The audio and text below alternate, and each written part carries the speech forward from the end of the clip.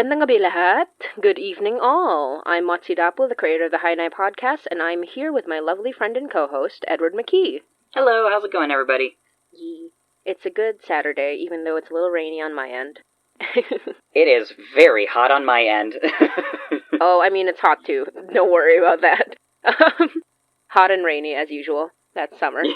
That's the nature of summer, right? Not to date the episode or anything, but it is the middle of summer. Exactly.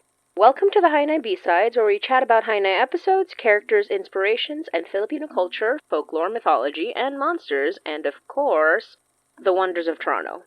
Our last B-Sides, we talked about Filipino cultural mythology and monsters, and this episode we're going to be talking about episodes! Yippee! Yippee! And these particular episodes are going to be the ones that we did for June, which is Pride Month, and they are exceptionally queer, all of these episodes combined. Absolutely. Yes, I mean, but that's Hen Eda in general. True. Like, I'm saying that as though, like, queer Hen Eda episodes, wet water. Oh.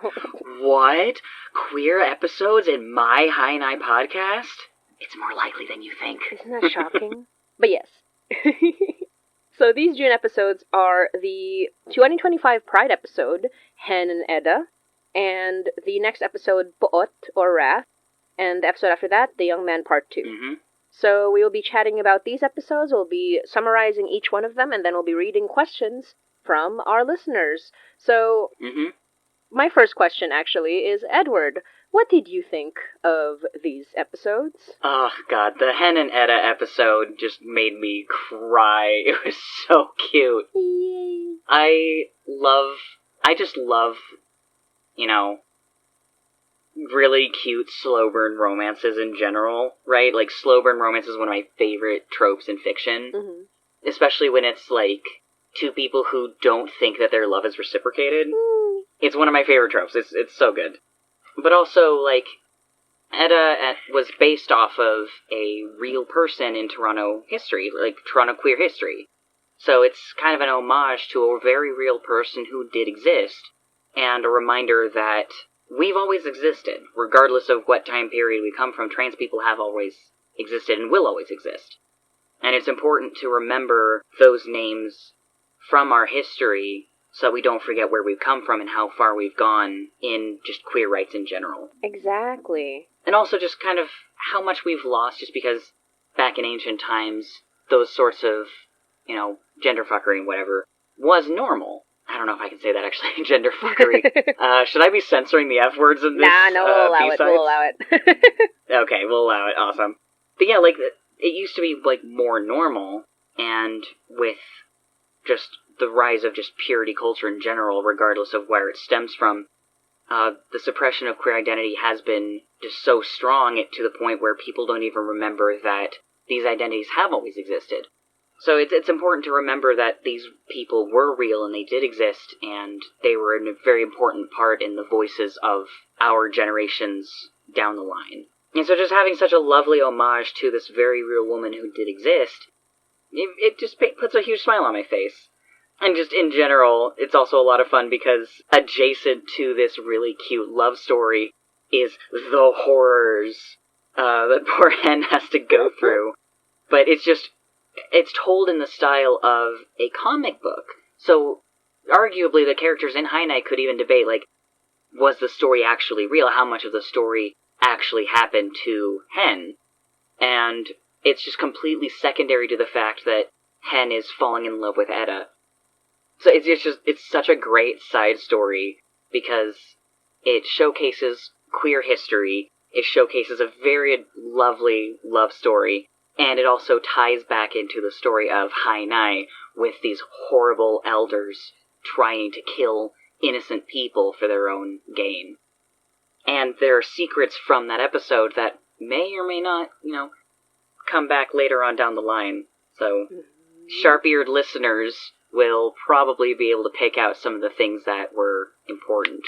But you can go in a little bit more in depth with that. Yeah. No, that's wonderful. I'm so glad, because the last 2 years of Hen Eda Pride have been kind of infamous among Hen Eda listeners, because with the, the plethora of different queer characters that we have, having a Pride episode feels a little redundant, but we always had fun with sort of like focusing on certain things with the Pride episodes, and the last 2 years have just been sad gay people.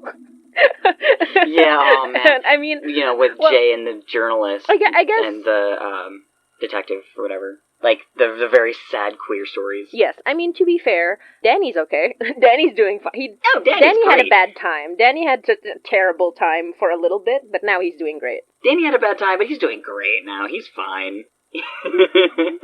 But yeah. Danny's doing more than fine, actually. Yeah, Danny's having a great time, actually. Like, everyone else in High Night is, like, having a terrible time. Danny's like, hey, I think my crush likes me. Yeah.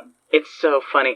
Out of everybody in High Night, aside from, I think, Hen and Eda, everybody is currently experiencing the horrors. Yeah. And Danny got out of the horrors, and now he's having a great time. Good for him, honestly. Yeah.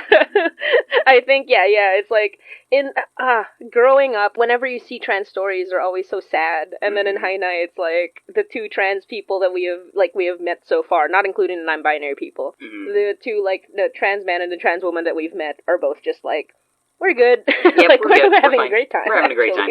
Yeah. The horrors may exist, but we're chill. We're chilling. The horrors persist, but so do we. Yeah, we're being a little silly. But also, the horrors don't touch us because we're having a great time. Yeah, they're in love. They're having a happy life. Exactly. Yeah, and just to clarify, so to go on with Hen and Eda's like background. A lot of High Night is based on history. Obviously, like, High Night is generally fictional. There are very few things in High Night where I will directly involve real-life people in the story, because that makes it a little more complicated. I can't write a cute little love story with an actual, like, politician from the 1900s who was very likely a terrible racist. So it's like... Yeah, it's very difficult to actually include real history in a fictional podcast, just because then you have to worry about historical accuracy. Exactly. Stories like the Magnus Archives work because or like even The Old Gods of Appalachia, it takes place in an alternate version of our reality.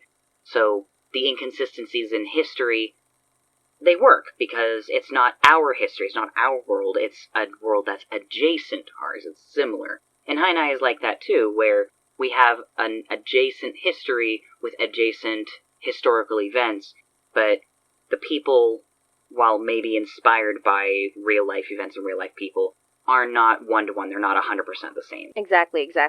So with Hen and Eda, Eda in particular, I sort of did a lot of research about this woman named Diane Boileau, I believe her pronunciation. She was at least one of the first recorded transgender women to go under gender-affirming surgery in the 1960s, 1970s. Yeah, in 1972. So, she did the surgery in 1970, and then she published a memoir about it in 1972. So, what was really funny is that we were like, okay, so obviously we cannot make up wholesale her life story. That's kind of why we don't specifically have real-life people in High Night, necessarily, although we do have a lot of, like, inspirations in which basically I would say, okay, there is precedent. That's what I'm looking for. I'm always looking for precedent, because despite being a fantasy story, I want it to be as close to reality as possible. So, for example, with the Weeks family, this black millionaire family, there is precedent because of James Mink, who was a real black millionaire back in the late 1800s, early 1900s in Toronto. So every time I would think of a story element, I'd be like, okay, but did this happen in real life, or could this conceivably have happened? So when I'm thinking of black millionaires, when I'm thinking of, like, black doctors in, like, certain eras, I will research the people who actually existed and be like, okay, so this character or this story element is based on real life. But that's as far as I'll go, because, again, I don't want to then take an existing person and try to make a story out of them that never actually happened, because I don't like being ahistorical. The way that I do my research is that I want to be historical, but not to the point where I'm suddenly, like, appropriating a real-life person's story. And instead it's more like, this conceivably could have happened, or this actually happened to other people, and basically the High Night characters are, like, again, an alternate universe, but also, like, based on the fact that this was definitely a thing that happened. And this is something I love to do with queer characters, trans characters, and, like, obviously, like, representation, BIPOC characters, etc., and point to, real people later down the line if people are like, this seems unrealistic, and I'm just like, no, it's not. There's historical precedent, and that's what happened with Diana Boileau. We were trying to think, like, okay, so here's a trans woman, what would have been her options in this era, in, like, the 1960s, 1970s? And then we found out about Diana Boileau, we found out about, like, gender-affirming surgery in Toronto, and it was a wonderful little rabbit hole to kind of go into, to understand, like, how it worked in that era. And then we were like, okay, so this is what the character would be like. And then we made Eda, who was introduced as EDA Clearwater. Mm-hmm. And that was mixed with the also historical aspect of the comics that we had previously mentioned about the EC comics. So we kind of mixed these two adorable, like, groups together. And kind of just like, let's make an adorable little love story with a shy trans woman who was also a really cool and badass horror comics artist. Yeah. So, that was the whole impetus for Hen and Eda. And it's a great story just in general, too. Yay. I'm glad. Just from the perspective of, like, these two working partners just becoming so close that they just kind of want to spend the rest of their lives together, which makes it a lot of fun, too, just from that perspective. Yes. And that also means that in the High Night universe, there is a husband and wife team of indie horror creators who just have been publishing comics all the way until, like, they passed away in the mid-2000s. So I'm sure they had a very big following. I'm sure there were people who were big fans of them. I'm sure there were people who collected their comics and were just, like, loved the husband and wife. Yeah. And were just, like, admiring of them. Have met them at Comic-Cons in the High Night universe, for sure. Oh my god, exactly. Oh man, that would be so much fun. It makes me happy. Yeah, I love that. It makes me happy to think about, like, yeah, their Hen and Eda's Comic-Con appearances. Yeah, oh, that would be so But yeah, cute. I realize I have not explained the summary, but I'll breeze through it real quick because it's a fun, like, thing to chat about these episodes. Yeah, gosh, it's such a fun episode. Yeah, I'm so glad. And just for some background, I was like, okay, I am not gonna make a tragic or sad or horrifying or, just like heartbreaking Pride episode this year. I'm gonna make something happy and nice and fun. Yeah. And I was like, okay, nobody's gonna cry in this one like they cried in the last two Pride episodes. Definitely not. And then I wrote it, put it out into the world, congratulating myself on a happy Pride, like an actual happy Pride episode. And then I started getting messages from people that was like, I cried so hard on this episode. And I'm just like, why? And they're like, 'cause I'm happy. And I'm like, I guess that's fair. Yeah, that's fair. People still cry no matter what. Yeah, you were trying to make people not cry, and people cried anyway. Yeah. You also got messages during the live episode when, like, you were airing it live on YouTube. People were like, I'm waiting for the other shoe to drop. The horrors are coming, what's gonna happen? Like, they were just waiting. How could they not trust me? Nobody trusted you. I can't believe they didn't trust me to just deliver an uncomplicated, happy episode that I've definitely done before. Oh, definitely. There was nothing wrong and horrifying about Danny's episode whatsoever. Definitely not. Exactly. Danny's good now. He's very good right now. Don't even worry about it. Yes. No, nothing to worry about. Nothing to worry about. But yeah, we should probably describe the episode. Yeah. There was the star of the previous episode was, of course, the originator of Zeb Kane, which was Henry. So Henry Wallace Donner. Mm-hmm. And Henry Wallace Donner was a writer who did a lot of pulp horror back in the day, and of course was the originator of the Young William rhyme, which we will talk about later. And Henry was invited by Eda to make the comic in the first place. So the comic that we actually address in the Amulet episode, Agimat, which came before this one, we actually see the backstory of how they came together to make that comic, and as we get introduced to these characters and, like, this backstory, we slowly get to see how these two, who were very good friends at first, start to fall in love. Mm-hmm. And that's basically the whole, like, crux of the story, and the really fun, very non-sad or disturbing or horrific conflict is just that Henry Wallace, because I call him Henry Wallace, but you can also call him Hen, but essentially Henry Wallace was realizing that he was having these feelings. Or, no, he realized that Eda definitely had these feelings for him, and he was thinking, am I gay? So, Yep. Henry Wallace was having a very mild gay crisis, because it wasn't really a crisis, it was more like, he was just like, I do love Eda, and I think he has feelings for me. So what do I do about it? And he had to, like, really think about it. He's such, like, Yep.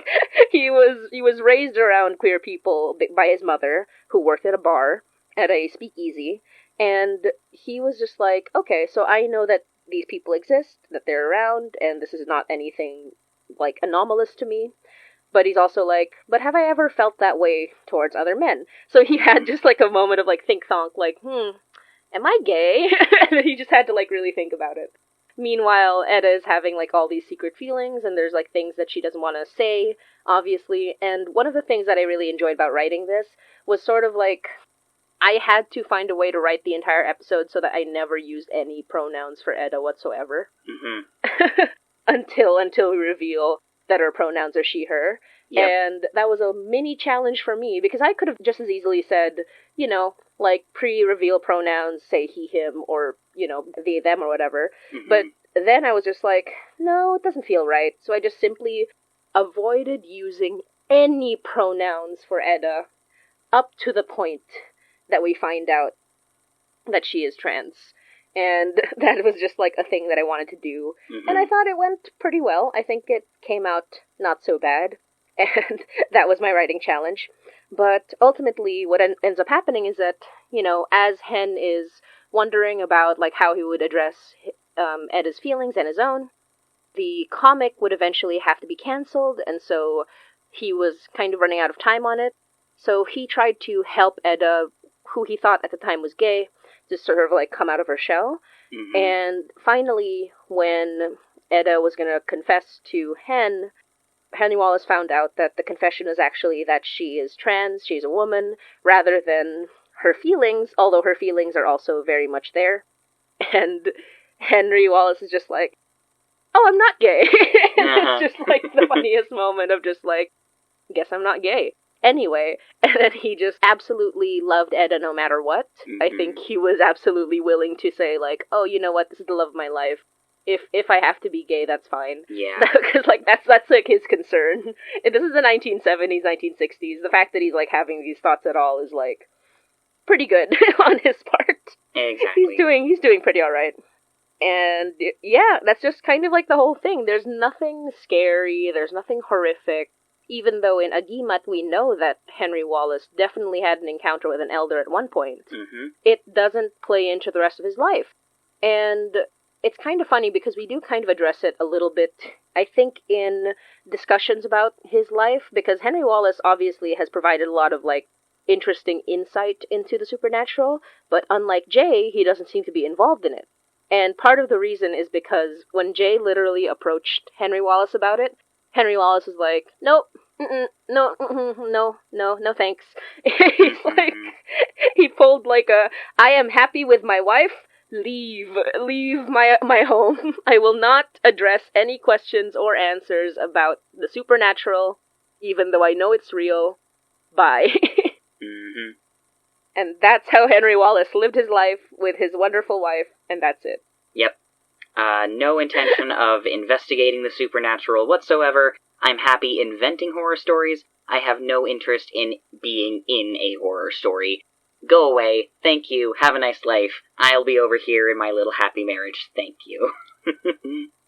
Exactly. And here's the thing. He likes horror as long as it stays fictional. He has experienced real horror, and he's like, no thanks. I'm fine.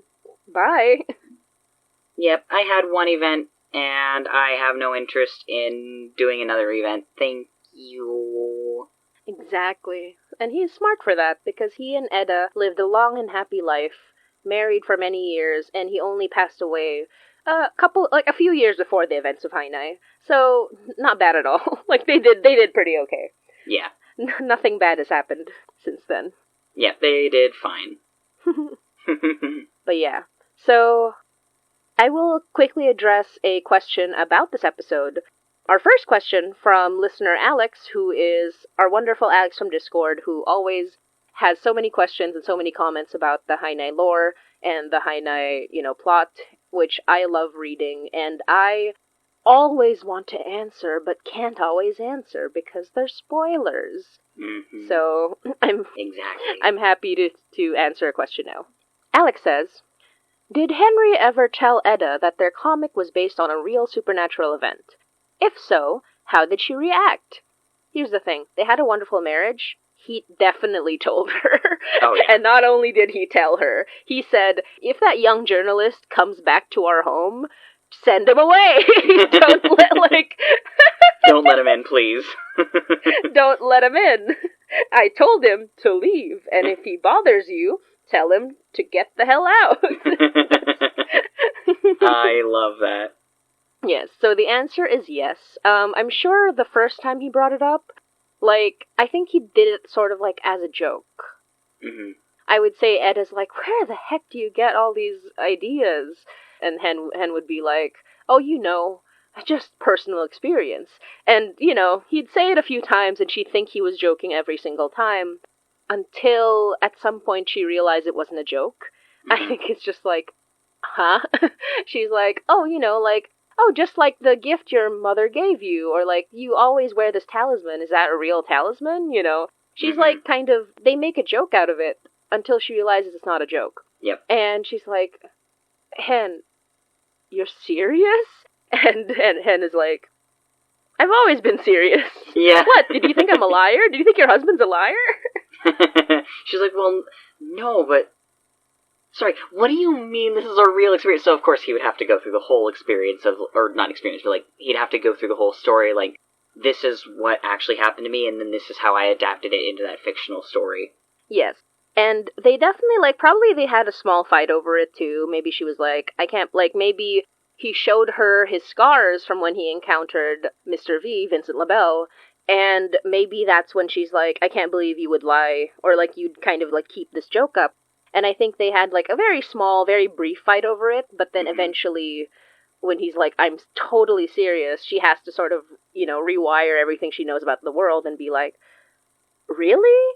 And I think they also have enough interest in, supernatural tales from real life, quote-unquote, at least, urban legends and things, that she'd be what else is real? After, that small argument, they make up, and they're and she's is this real? Is that real? And Hen is I don't want to find out, and I don't think you do either.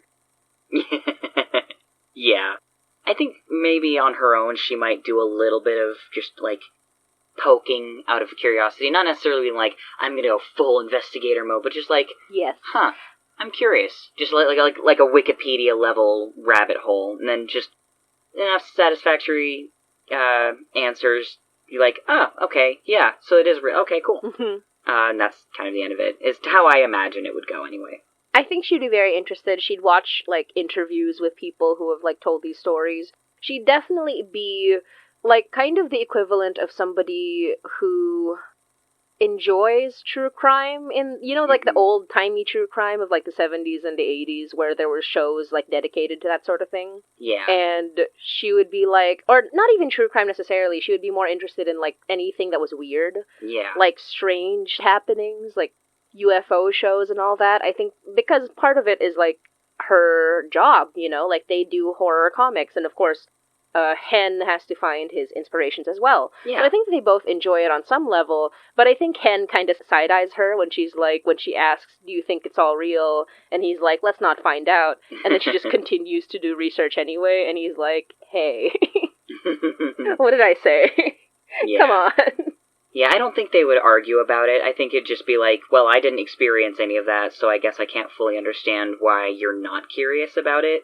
But also, I'll respect your wishes to not dive into this too deeply. Exactly. She'll be oh, I'd want to know more, and he's no, you don't, and she's I'll watch it on TV, and he's fine.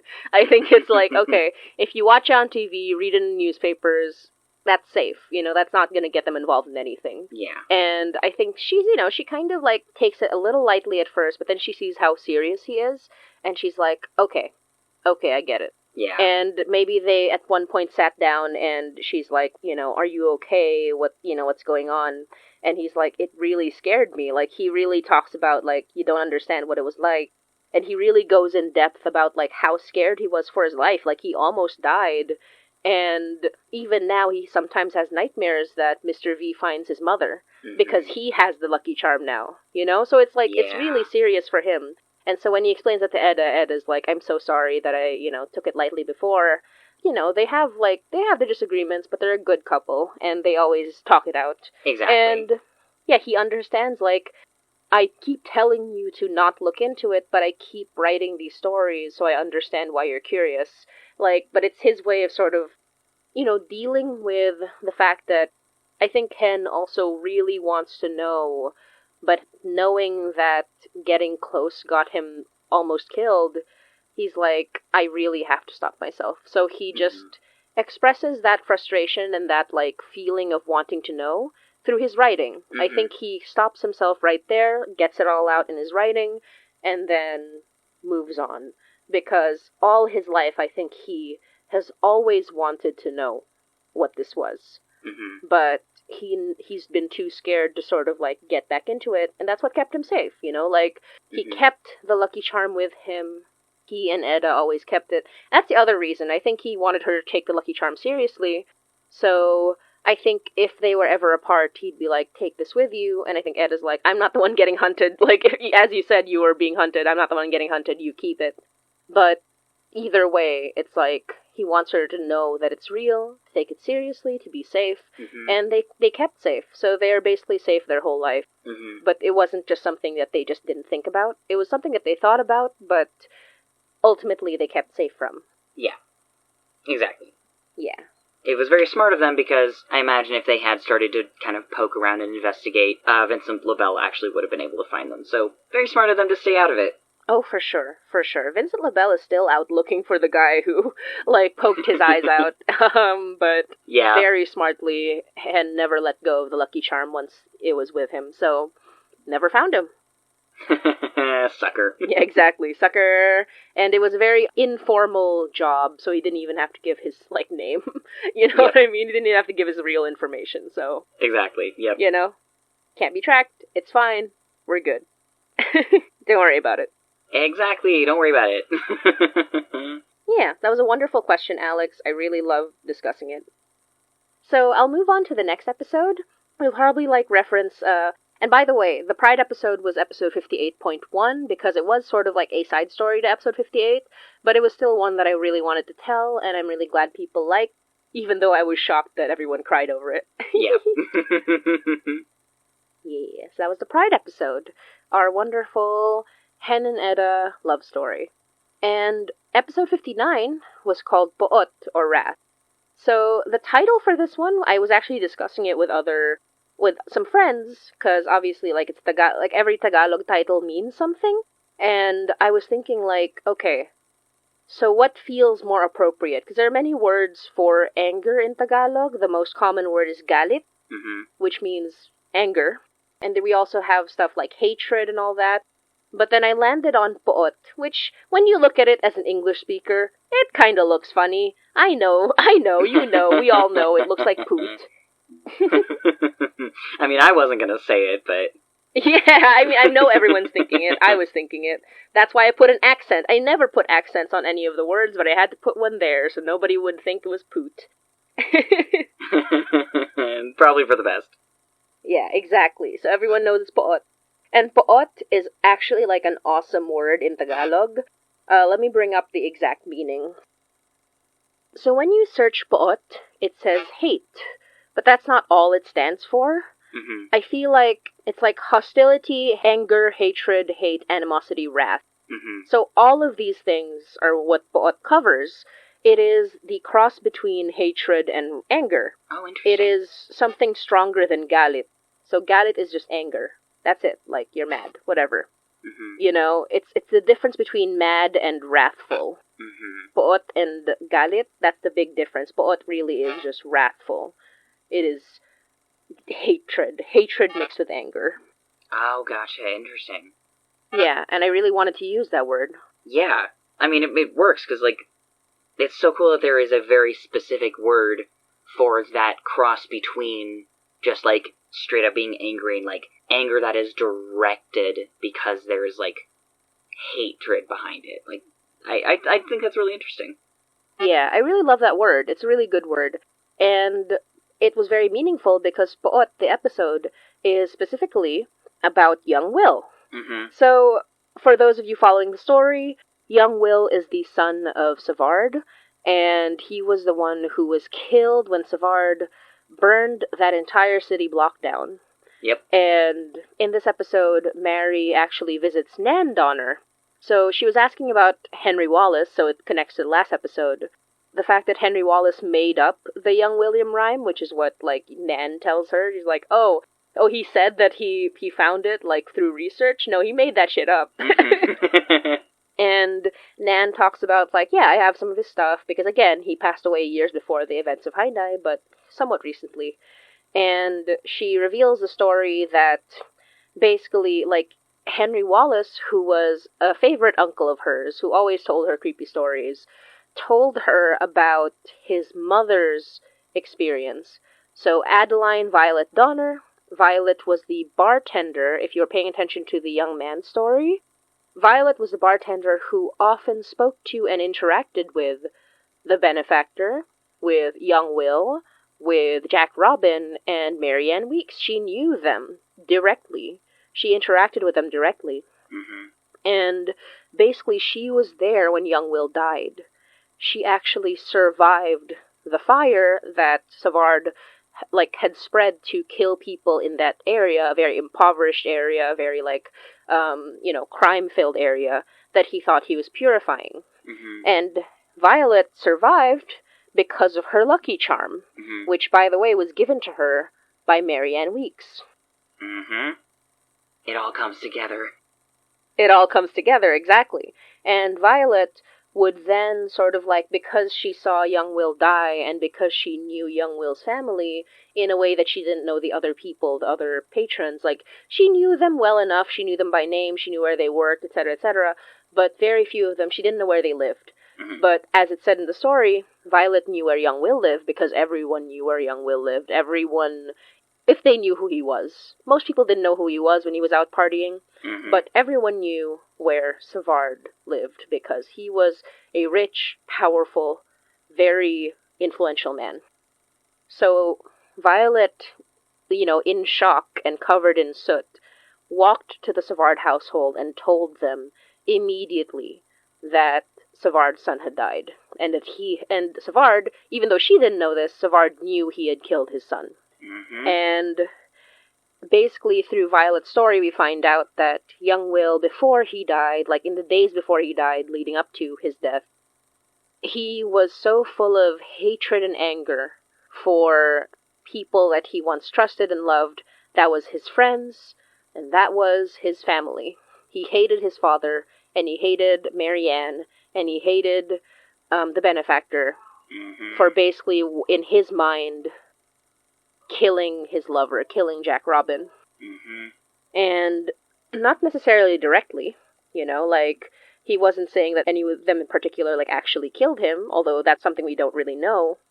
It was more because, like, they were doing too much in his mind. They were doing too much magic, and magic was what killed Jack Robin. And so he was just so full of wrath. Exactly, and it's not necessarily that he had evidence that they were directly responsible for Jack Robin's death, but more of just, it was sort of tangential where magic killed him, therefore anybody who does magic is evil because his death was unnatural, and if they hadn't been messing around with these forces that they don't understand, he might still be alive today. Yeah. And even though young Will did not know the details of what they were working on, like, by design, like, Savard did not want him to know, he still knew enough, and he knew enough to know that the same magic that they were experimenting with was the same magic that killed Jack Robin. Yeah. So he was observant enough to know that, and that's why he was so angry and hateful, and even more so when he realized that none of them would stop after Jack Robin died. Yeah. And obviously Marianne was very affected by her brother's death, and she tried to, like, do the opposite of what she had been doing up to that point. But Marianne was so lost in her own grief that she wasn't there for young Will, even though they were technically almost like siblings-in-law. Yeah. And more so, and obviously CJ and he were never close, but CJ was more worried about Marianne. And then young Will would turn, with even the benefactor who was his friend, simply, like, kept going. They kept doing their thing, and of course his father kept doing his thing. So in his mind, like, none of them cared that Jack Robin died, and that's why, like, this episode was about his rage, his hatred for all of them, for letting this happen and not regretting it, seemingly, at least in his eyes. Yeah, because it's very difficult when you're not on the inside to know what people are feeling. And if you're somebody who doesn't express feelings very well, like, you know, the benefactor, for example, or Marianne Weeks, it's very difficult to get across, like, how much pain you're in. Marianne Weeks withdrew into herself to the point where not even her lover knew what was going on in her head. So how could young Will? Exactly. The benefactor's reasons for doing what he does are unknown to us at the time. Like, we don't really know anything about him, but whatever his reasons were, he felt it was more important to keep doing what he was doing, or at least that's the assumption, because he didn't stop. And so what other conclusions could Jack Robin come to is that they don't care. Or young Will. Or, excuse me, young Will. Thank you. Yes. Like, what other conclusion could young Will come to other than they don't care? Because in his mind, if they cared, they would stop. Exactly. When obviously it's much more complicated than that. Exactly. So yeah, like, young Will was, you know, basically, like, locked out, and the moment that he lost the person he loved the most, the people who were supposed to care about him and love him weren't there for him. And it got to the point that only Violet was there for him when he died. Yeah. Which is, like, really tragic. Just straight up, just a kind of a friend, but just a bartender. Yeah. You know? It really is the tragedy of young Will, that he was supposed to have more people, but as soon as his one person was gone, they all were, in his mind. Yeah. Yeah. And so, yeah, like, that's kind of, like, what's going on in Poót, and it does lead into some future events of Hainai, for sure. I mean, young Will's death is probably the impetus for most of the major changes that happen in Hainai, at least as far as the elders are concerned. Jack Robin and young Will are kind of the crux of the story surrounding the events that led to Savard leaving and the benefactor taking over, and just the paths that lead to where we are now in the current story. Exactly. And with that really tragic note, let's look at some funny little questions, because Yippee! Questions! They're all silly. So, I mean, like, so the other questions that we've been asked aren't any episode-specific, so I'll just address them now, and then we'll go into the last episode and kind of discuss, like, from there. So, from Elizabeth, all hail the pit. All hail the pit. So, Elizabeth's B-side question is, how do the characters feel about bagged milk? Because I love this question. Elizabeth just found out about bagged milk. Yeah, as an American, where, as far as I'm aware, bagged milk is not a thing, the first time I found out about it, I was very confused. Like, what do you mean it's in a bag? Why a bag? That sounds so inconvenient. Why a bag? Like, I understand you can, like, put it in a jug and pour it out that way, but, like, why not just have it in a jug to begin with?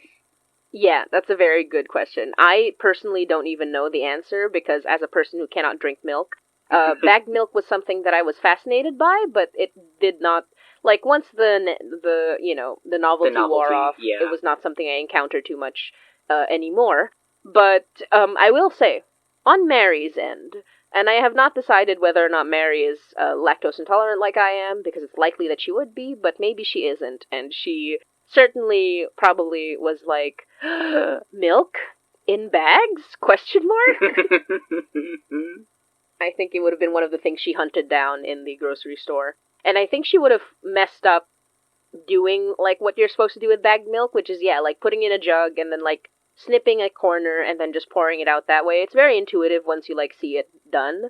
But I'm sure the first time she brought it home, she's, like, looking at it like, what do I do with this? She definitely spent, like, way more time than you should spend just trying to figure out the mechanics and logistics of bagged milk, because she did not buy the jug. She forgot she did not buy the jug, and then she could not understand how to keep the bagged milk when she was, like, trying to figure it out, and it was kind of a disaster. Oh, no. I love her so much. She's so funny. Yeah, she's so silly. And I think maybe what would be really funny is that, you know, she starts asking the others, like, what do you think about bagged milk? I think that Ashvin just hates it. I think he thinks it's stupid. I think he's just, like, he has a weird prejudice against bagged milk. It's one of the most weirdly vitriolic things to ever come from him. Yes. And which makes it funny because it's, like, there's no reason for him to hate it this much. It's literally not that deep. But he just has decided arbitrarily that he loathes this concept and he wants to eradicate it from, like, planet Earth. It's exactly. so stupid. It is his hardest, like, opinion about something that doesn't matter. It is truly just like, bagged milk should not exist and I hate it. Meanwhile, you know, Murphy like, when they were living together, Murphy would buy it just to spite him. Oh, God. I think it was one of the things. He loved making Ashvin mad about the bagged milk. He would. And, oh my God, you know what it is? You know when they break up, temporarily, when they break up, you know what? I think Ashvin starts to miss the bagged milk. Oh my God, and he would hate it so much. He's like, why do I miss it? Why do I miss this so much? This is so stupid. I hate this shit. He's so angry. He's so angry. He, like, opens a cupboard, he sees the jug that has not been used in a while, and he's just like, God damn it. I think at one point he, like, you know, Murphy visits, and then just, like, can I get some water? And then he goes to the fridge and he sees, like, the bagged milk in the jug, and he's like, he'd be like, hey, Ash, what's this? Yeah, he'd kind of smirk at Ashvin, and Ashvin's like, fuck you. Yeah, shut up. Yeah, he's like, shut up. And then, yeah, Murphy's like, you miss me. And Ashvin's like, shut the fuck up. Shut the fuck up. No, I don't. Yeah. I do, but I don't. I do, Go but away. I don't. Go away. And then, okay, Donner would be the kind of person who's like, it's not even that common. Like, because bagged milk is not actually that, like, widespread. I think it's, like, only in parts of Ontario. So it's even funnier when Donner's just like, it's not even a Canadian thing. It's just like small parts of Ontario thing. It's not that big a deal. And Laura, I think, would just be like, you know, I didn't grow up with bagged milk, but I also don't think it's weird. Like, very nonchalant, very, like, vanilla opinion about bagged milk, I think. Maybe she's like, oh yeah, like, let's get some more bagged milk just to entertain Mary. I think that's, like, what she'd do. I think that Laura would have a very, vanilla. Yeah, she'd think Mari's reaction to it is so cute. Yeah. Yeah, I think that's the personality test. I love these questions because they're literally just like personality tests for the main characters. Yeah, if you guys ever have any questions that are just this silly, please send them along. They do not have to necessarily be episode-specific questions. You can just send us random questions, and if we can answer it, I think we should, because these questions are a lot of fun. It's very important to me that we do, yes. And I will actually answer the last question as well. So, this one's interesting. So from Morning Softness, Anna, one of our lovely fans, the question is, since some of the episodes have dealt with dreams, I'm interested to know what sorts of things the characters usually dream about when it isn't plot significant. Ooh. That's a good question. Well, it usually is plot significant, to be fair. Yeah, but I mean, most of the time when dreams show up, it is because they have some plot relevance, but I'm sure they're not having plot-relevant dreams every night, right? Exactly. Yeah, so dreams obviously are very plot-significant in High Nai. We had that nightmare episode, and we have had Mary sort of dreaming about certain things when she met Abe for the first time. The secret, however, is that Mary's dream self is very rarely hanging out because her dream self is other Mary. That's the important part. Yeah. So other Mary knows things that Mary doesn't, and Mary dreaming, like, when it's not other Mary, is very rare. It does happen. It's sort of like this bridge between, like, her being awake and her being asleep. But to know, like, by the way, when Abe met her for the first time, Mary was having a dream where she was dancing in a jazz dance hall, and she was actually dreaming that she was dancing with Donner, because she was still having the big crush at the time. Yeah. So that's what canonically Mary has dreamt about, but in general her dreams are very, like, plot significant.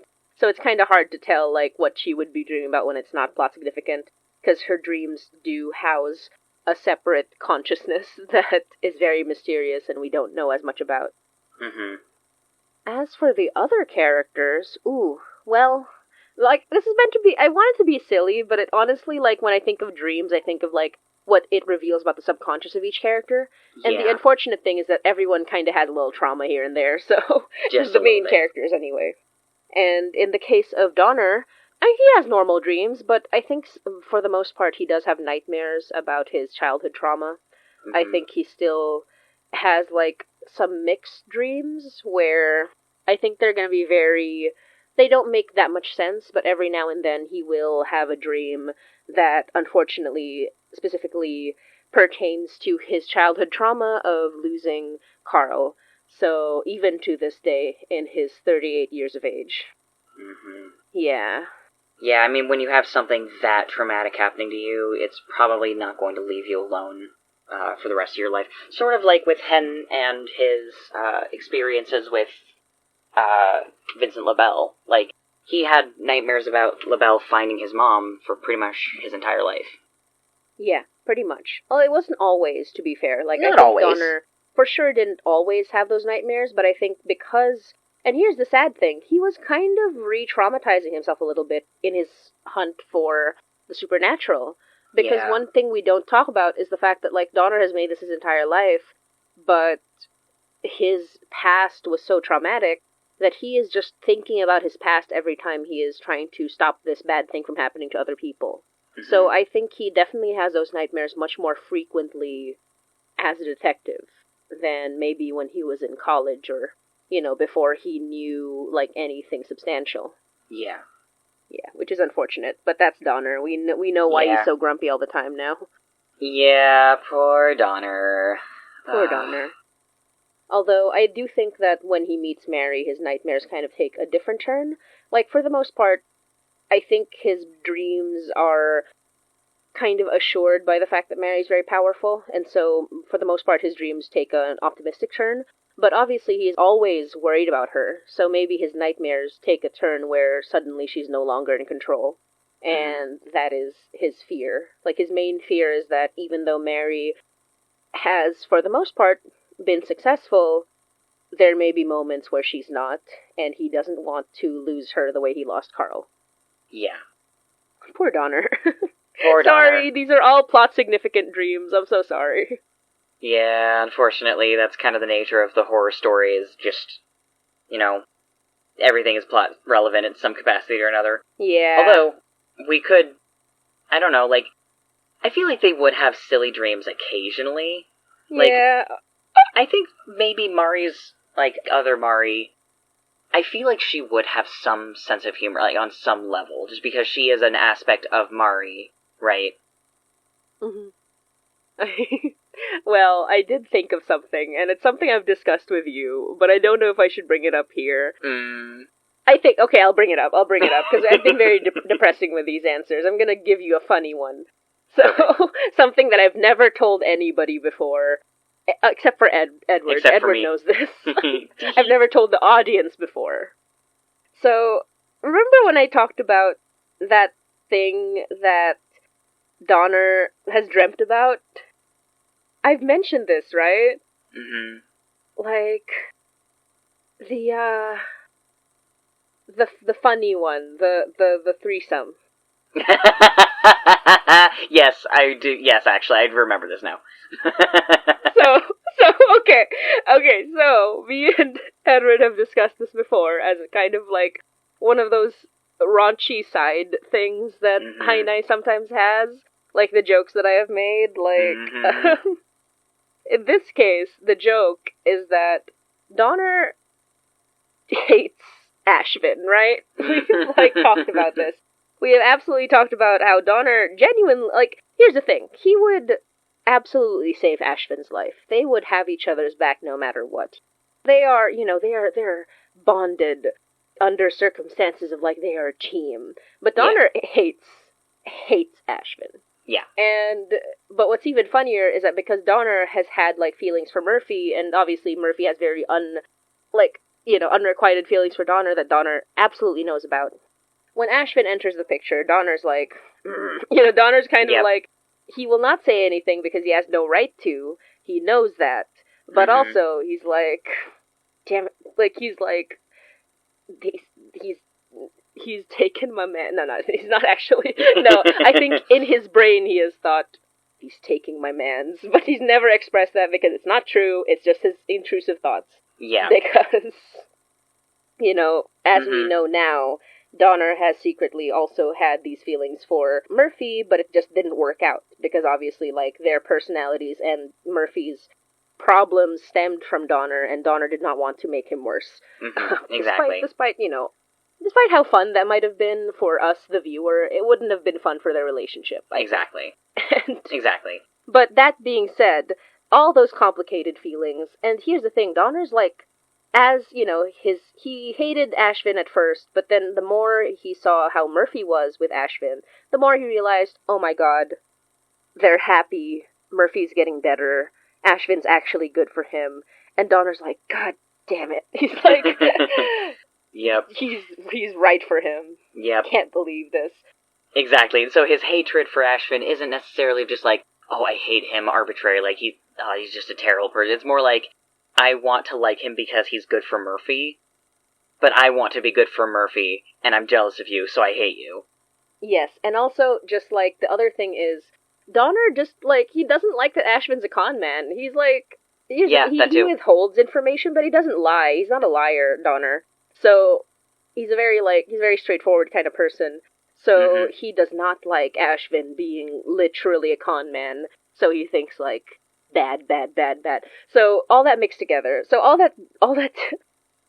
so what I've discussed with Edward is at one point, like, they have absolutely joked about, like, having a threesome, and Donner's like, no. Like, I think Ashvin has said it to, like, mess with him, and Murphy's like, he would not. He is not that kind. Like, Murphy's like, Donner has no sex, and does no sex. And, like, that's, like, Murphy's impression. He's like, I don't think Donner has sexual feelings, period. And meanwhile, Donner's sitting here like, no. And then I think his like, most hilarious dream is that when Ashvin jokes about a threesome, his dream is immediately like the threesome, and he's like, god damn it! And he's so mad about it. I think later on he wakes up from it even angrier at Ashvin. So basically, the funniest answer I can think of this is stupid sexy Ashvin. Stupid sexy Ashvin. He's a stoopy poopy, is what Donner thinks. What Donner, the very mature man, he's like, stoopy poopy Ashvin. No, I think that's, like, what really gets him. He's like, grinds his gears. He's like, god damn Ashvin. Stupid sexy Ashvin. Stupid sexy Ashvin. I hate him so much. He just wakes up grumpy. Everybody's like, boy, did you not get any sleep last night? He's like, I slept fine. Thanks for asking. He slept quite well, in fact. It was a very good dream, and he's mad about that. He's so mad that he had a good dream. He's very mad about the fact that it was a good dream. Truly. He has led everyone to, like, believe that he doesn't have sex thoughts. And the opposite is true. He always has sex thoughts. He simply never expresses them. Always. Exactly. He's so funny. I love Donner so much. Listen, canonically, we know that as soon as Mary and Donner share a kiss outside his house, they then immediately proceed to fuck. That is not the actions of a man who does not think about sex or even, like, consider not. sex. He has horny brain. He's just good at hiding it. Yes, he's very good at hiding. That is the action of a man who is overflowing with unrequited sexual feelings. He is very, like, what's the word, repressed, but not in, like, a way where he denies that he has these feelings. he's repressed in that he has so many emotions, but he puts on a stoic facade so that people can feel like they can rely on him. Meanwhile, meanwhile, I do genuinely believe that he was like absolutely like with Ashvin. He's like, I hate him. He's sexy. I hate him. He's sexy. It is very funny to me. And that's just me being like, I love enemies to lovers. Even though it's not canon in Hainai, I do think that it is very funny that Donner is like, Ashvin sucks. I would actually die for him, but he sucks. Yeah. Just to give a quick, like, intro into what the next B-sides are about, we have episode 61, Tiwala or Trust, which actually features Marianne Weeks. That's really exciting. We have episode 62, Akit or Attraction, which focuses on the ghost of young Will and a man who fell in love with a ghost. And, of course, the upcoming episode, which is actually airing very soon, as of this recording, is The Young Man Part 3. So, definitely, if you don't have questions now, if you want to submit questions for the next few episodes, please do, and we will include them in the next B-sides. And for those of you who are still listening, you may have noticed that you did not hear the full episode of this B-sides. That is because that those who get to listen to the full episodes are our at-their patrons and above. That is, our $10 patrons on Patreon get to listen to the full episode of every B-sides. We do have a lot of fun discussions past the point that we share, but we also want to make sure that all listeners, whether it's other patrons on the lower tiers or just listeners in general on the public, will get to enjoy like a good chunk of our discussions. So if you want to listen to the full discussion that we had for this episode or for this episode of B-sides, please do subscribe to our Patreon, patreon.com/HiNaiPod, at the Ate tier or above, which is a $10 tier or above. Anyway, so that was our episode of B-sides 1.4. That was us talking about our wonderful, our listeners' questions, which were very relevant, not necessarily to the plot, but certainly to the interests of our listeners. Yep, about absolutely. bagged milk and dreams. I can't believe I immediately went to that was my answer for dreams. Yeah, I mean, it works, it's very funny, and I love it. Exactly. I mean, I feel like I didn't answer the other dreams, but I do think, going by, the silliest possible dreams, I don't really know. It's hard to think about, what Rick Murphy and what Ashvin think about in their dreams. It's kind of hard to tell. Mm-hmm. It is. Thank you so much to everybody for listening, and if you want to support Hainai, you can definitely support us by following us on all our socials, at HiNaiPod, HiNayPod. If you enjoyed this episode and want to hear more, subscribe to our Patreon, patreon.com/HiNaiPod, for the $10 tier and above. Not only do you get to listen to full episodes of B-sides, you also get to enjoy bonus episodes, which we give to our patrons every month. That was Hainai B-sides Part 4, 1.4, and we will be getting to 1.5 very soon. Please follow us on all our socials so that you can submit your questions whenever we are recording for 1.5. Thank you so much for joining me, Edward. You're very welcome. Thank you so much for having me. It's a great time as always. Yes, I do love the tangents that we go on whenever we're discussing these. Oh yeah, they're great. They're so much fun. I could just talk about this all day if you let me. Truly, truly. Perhaps in another B-sides we can cover Hainai AUs. That would be fun, wouldn't it? Oh, that's going to take up at least 2 hours of time if we don't curb ourselves. We'll have to plan that one out, actually. Well, we'll have people vote on which AUs they want, I think. Yeah, that might be a better idea. We have so many. Yeah, that will be a special feature. And by the way, for those listening, if you listen to Hainai B-sides 1.3, you'll know that B-sides aren't always just about the episodes that we've just covered. They can actually be about other topics, like in Hainai B-sides 1.3, we covered Filipino folklore, mythology, and the Remind Me to Tell You Later episodes with Filipino monsters and urban legends. So if you have a request for a topic you want us to cover for B-sides, you can actually tell us on our socials. Patrons get to suggest episodes. If you are a patron, you can absolutely comment on what B-sides you want to see. But even if you're not, you can suggest the B-sides, and if we really like it, we will cover it in another episode. So anything like Philippine mythology, anything like AUs or alternate universes for High 9, which we're excited to cover, Yes, definitely comment in our socials or on Patreon. Thank you so much. Maraming salamat, and we'll see you soon. See you later. Bye! Bye.